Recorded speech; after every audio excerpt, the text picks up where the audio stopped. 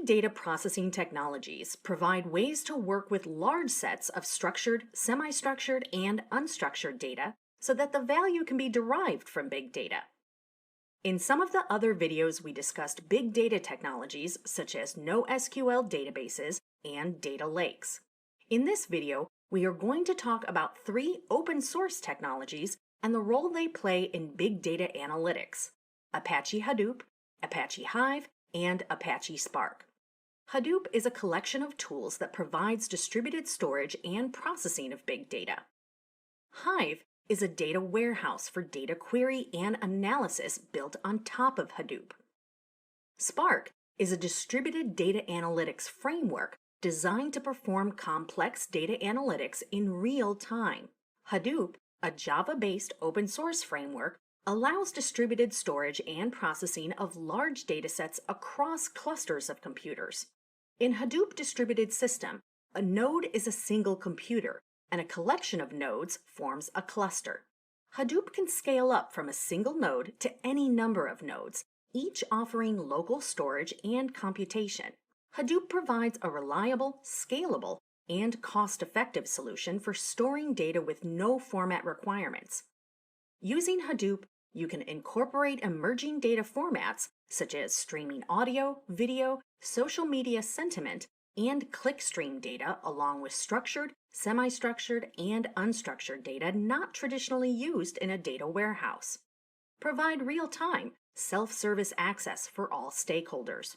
Optimize and streamline costs in your enterprise data warehouse by consolidating data across the organization and moving cold data, that is, data that is not in frequent use, to a Hadoop-based system.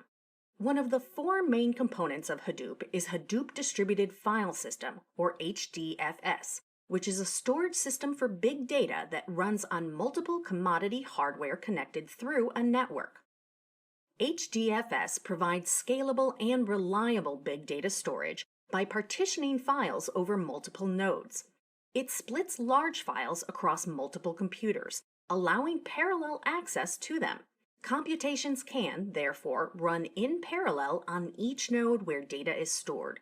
It also replicates file blocks on different nodes to prevent data loss, making it fault-tolerant.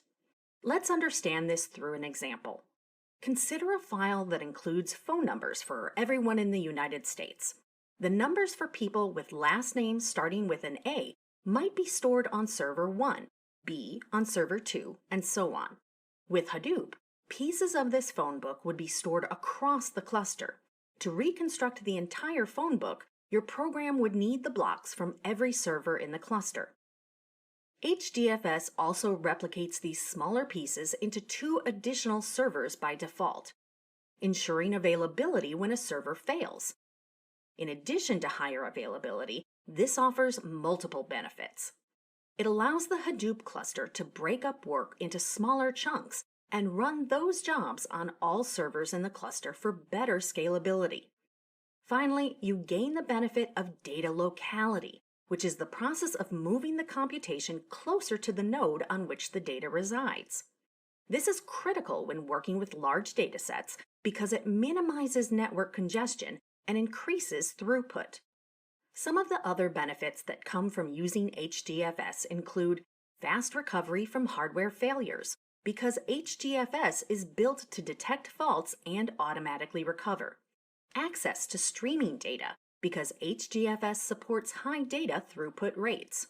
Accommodation of large datasets, because HDFS can scale to hundreds of nodes or computers in a single cluster.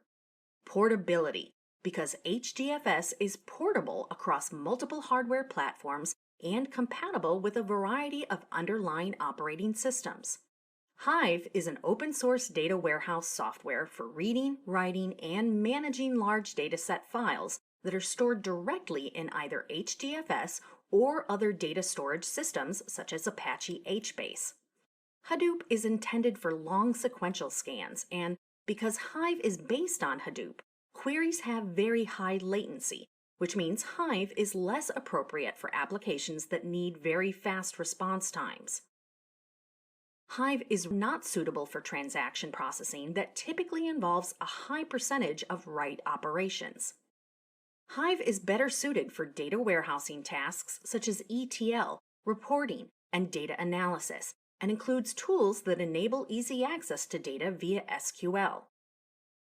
This brings us to Spark, a general-purpose data processing engine designed to extract and process large volumes of data for a wide range of applications, including interactive analytics, streams processing, machine learning, data integration, and ETL.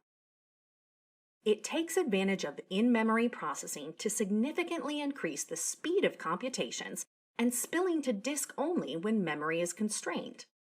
Spark has interfaces for major programming languages, such as Java, Scala, Python, R, and SQL. It can run using its standalone clustering technology, as well as on top of other infrastructures such as Hadoop. And it can access data in a large variety of data sources, including HDFS and Hive, making it highly versatile. The ability to process streaming data fast and perform complex analytics in real time is the key use case for Apache Spark.